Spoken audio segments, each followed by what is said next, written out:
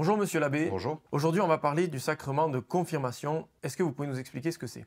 Alors, le sacrement de confirmation, comme son nom l'indique, c'est un des 7 sacrements de l'Église catholique. C'est un sacrement qui va venir confirmer, embellir, intensifier le sacrement de baptême. C'est un sacrement qui va venir par la suite, après le baptême, pour venir améliorer, intensifier la grâce, particulièrement la grâce de Dieu et l'action du Saint-Esprit dans l'âme du baptisé, pour qu'il puisse fidèlement remplir ses fonctions d'adulte dans la foi. Qui peut donner ce sacrement? Alors, normalement, c'est un évêque.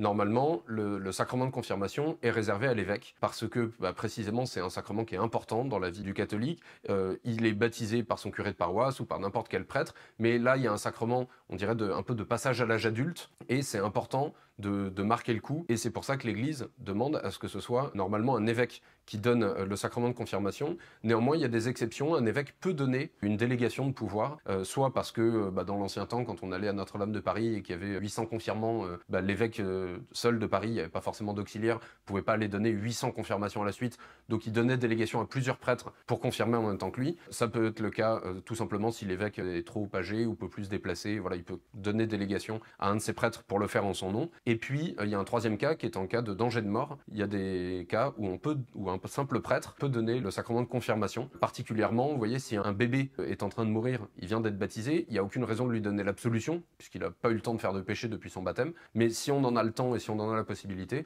le prêtre lui donnera le sacrement de confirmation pour qu'il puisse monter au ciel avec le baptême et le caractère de la confirmation. D'accord, parce que vous parliez de passage à l'âge adulte. À quel âge on peut recevoir ce sacrement? Alors, il n'y a pas d'âge prédéfini, ça a été donné à différents âges dans l'histoire de l'Église. Aujourd'hui, dans l'imaginaire collectif, on se dit, il y a le baptême, la première communion et la confirmation quand on a 14-15 ans. Ça n'a pas toujours été le cas. Il y a quelques temps, c'était même plutôt l'inverse, c'est-à-dire qu'on recevait la confirmation avant la première communion. Ce qui est sûr, c'est que c'est un sacrement qui va nous aider d'une part à passer à l'âge adulte, mais aussi, pour la plupart des jeunes qui vont le recevoir à cet âge-là, à passer ce cap un peu difficile de l'adolescence, de la puberté.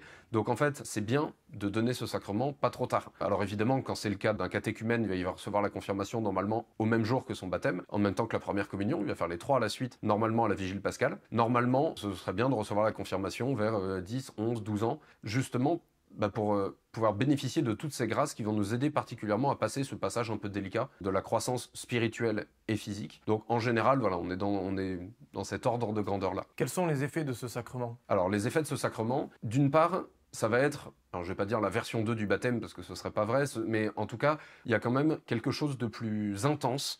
Les dons du Saint-Esprit, par exemple, on les a reçus au baptême. Tout le monde reçoit les dons du Saint-Esprit au baptême. Mais on va avoir une intensification de cette présence du Saint-Esprit dans l'âme par le sacrement de confirmation, et on va avoir une identification au Christ. Chaque sacrement nous rapproche du Christ, intensifie la grâce de Dieu ou nous la rend quand on l'a perdue. Et donc le sacrement de confirmation va venir par l'impression du caractère de la confirmation, c'est-à-dire le côté indélébile du sacrement, va venir nous conformer au Christ, chef de l'Église militante, c'est-à-dire au Christ qui combat contre le démon, au Christ qui chasse les démons. Ça nous rend, alors même si aujourd'hui cette expression peut parfois être mal comprise, ça nous rend soldats du Christ dans le combat spirituel. C'est-à-dire, ça va renforcer l'âme de la personne dans ce combat important contre le démon, contre le monde, contre elle-même. Ça va aider la personne à lutter plus efficacement pour Dieu dans son âme. Voilà, c'est un sacrement, on va dire, de passage à l'âge adulte qui, par certains aspects, se rapproche de l'adoubement des chevaliers. On a ce geste très ancien de la petite claque donc, qui est symbolique aujourd'hui, je rassure les jeunes qui nous regardent, qui est purement symbolique, mais sur la joue du confirmant, qu'on retrouve aussi dans l'adoubement des chevaliers. Là, c'était beaucoup moins symbolique, hein. Un gros coup de gantelet en fer. On donnait aux jeunes chevaliers quels étaient les engagements de l'adoubement. Tu protégeras la veuve et l'orphelin, tu obéiras à ton roi, et ceci pour ne pas l'oublier. On lui mettait une grosse maroufle. Bon, aujourd'hui, évidemment, l'évêque fait pas la même chose, mais néanmoins, on a cette claque symbolique pour dire, attention, réveille-toi, maintenant on te demande d'être un adulte dans la foi, d'être responsable, et tu as été baptisé, pour la plupart des enfants, tu as été baptisé bébé, tu ne l'as pas choisi. La confirmation, c'est une démarche personnelle de ta part, c'est toi qui demandes, c'est toi qui écris une lettre à l'évêque pour demander ce sacrement. Donc la confirmation, c'est quelque chose de beaucoup plus personnel, qui t'engage de manière individuelle, et où on va te demander, voilà, d'aller témoigner de ta foi aussi. On sait très bien que à l'âge de l'adolescence ou des jeunes adultes, c'est parfois compliqué, quand on est le seul catho dans sa classe ou dans sa fac, d'oser dire qu'on est catho. On sait que d'autres religions ne s'en privent pas. Nous, on peut avoir un peu plus un peu plus de pudeur, un peu plus de respect humain, de se dire non, mais ça doit être dans mon cœur, mais est-ce que vraiment ça doit rayonner autour de nous? Oui, n'ayons pas peur de le dire. Bien sûr, un catho, ça doit se voir, il doit se conduire en catho, et pas uniquement à la maison, et pas uniquement à la troupe scout. Il doit se conduire en catho à la fac, à l'école, au lycée, et on doit l'identifier comme tel. Le Christ nous le dit, hein, soyez la lumière du monde, pour que les gens, voyant vos bonnes œuvres, glorifient votre Père qui est dans les cieux. Et donc pour ça, il faut que les gens voient nos bonnes œuvres. Et le sacrement de la confirmation, il est là précisément pour nous donner ce surcroît de courage, de force. Un des dons du Saint-Esprit, c'est le don de force, justement pour aller chercher ce surcroît de courage qui pourrait nous manquer pour oser nous identifier comme cathos, pour oser nous conduire en cathos. Un exemple parmi d'autres, mais quand on a 14-15 ans, on est dans un groupe de potes et qui décide d'aller faire une bêtise, c'est compliqué à 14 ou 15 ans de dire bah non, moi je vais pas le faire en fait. Parce qu'il y a l'effet d'entraînement, il y a le groupe, on n'a pas envie de passer pour le rabat-joie. Bah ouais, mais en fait, si c'est un péché, c'est un péché. Donc en fait, un jeune catho, même jeune, il reste catho, et donc il n'est pas censé se laisser embarquer dans ces trucs-là. Mais l'homme est faible, l'être humain est faible, et donc le sacrement de la confirmation va venir donner ce petit surcroît de courage pour dire, écoutez les gars, je suis pas votre mère, hein, donc je vais pas vous forcer à ne pas le faire, vous avez envie d'aller faire ça, éclatez-vous, mais en fait, moi ça correspond pas à ce que je veux, ça correspond pas à ma foi, ça correspond pas à ma pratique, donc moi je vais pas le faire. On sait très bien à quel point, dans un groupe de potes, ça peut être très compliqué d'oser dire une chose pareille. Voilà, c'est un des effets aussi de la confirmation, d'aller chercher ce surcroît de grâce et de courage qui peut nous manquer à cet âge-là. Donc ça semble quand même assez important, mais est-ce que c'est indispensable comme sacrement? Alors indispensable, pas pour le salut. Le seul sacrement qui est indispensable pour le salut, c'est le baptême.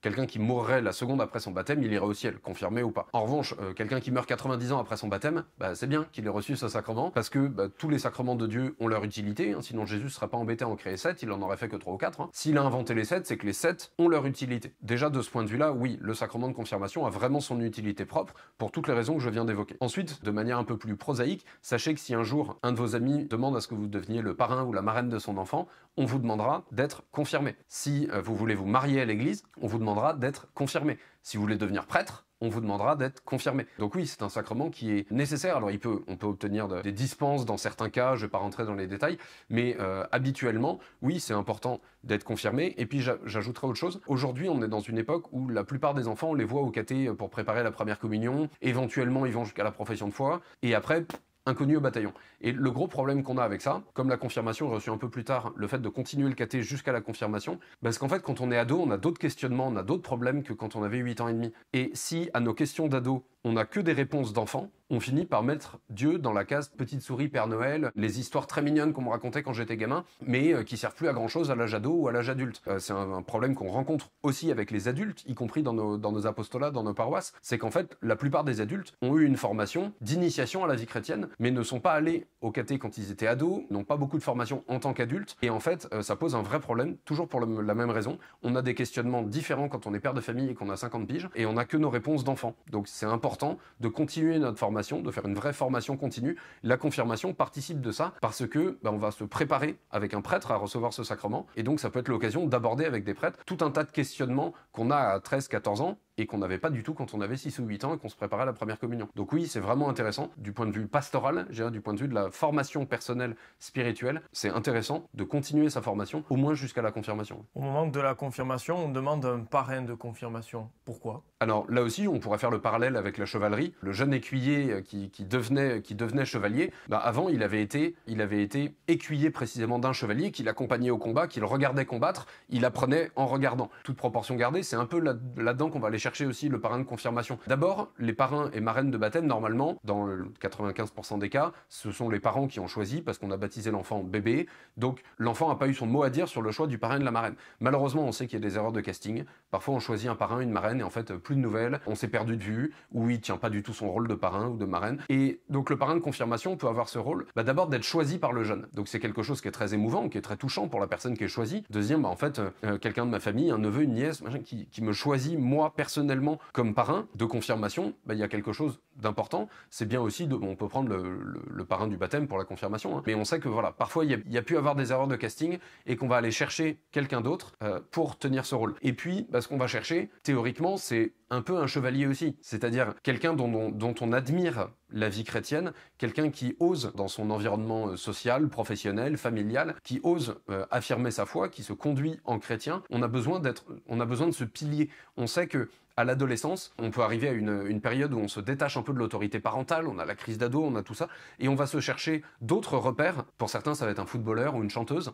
Ça peut être bien aussi d'aller chercher d'autres repères, mais d'autres piliers dans la foi que ses parents. On a besoin de se confier à un adulte qui soit pas son père ou sa mère, mais qui soit un adulte de confiance, qui soit un oncle, une tante, un ami très proche de la famille. On a besoin d'aller chercher ce repère-là dans un autre endroit que le cercle familial. Ça correspond tout à fait à la psychologie adolescente, d'aller rechercher autre part et d'avoir ce véritable pilier, quelqu'un qui va être un roc, qui va pouvoir répondre à nos questions. C'est engageant en fait d'accepter de devenir parrain ou marraine de confirmation. Il faut se bouger un peu pour se former, pour être capable de répondre aux questions du jeune, pour être capable de répondre à ses attentes, d'être une oreille attentive, d'être présent quand il ou elle en aura besoin. C'est un vrai plus. Ce parrain de confirmation qui va poser la main sur l'épaule, on retrouve le chef de patrouille qui pose la main sur le petit scout qui va prononcer sa promesse, on retrouve le chevalier pareil qui va poser la main sur le jeune écuyer qui va... On a ce parrainage, cette transmission, on sait que la foi, elle est transmise. La foi, elle se transmet de bouche à oreille, elle se transmet par la prédication, elle se transmet par la vie chrétienne, par l'exemple d'une vie chrétienne.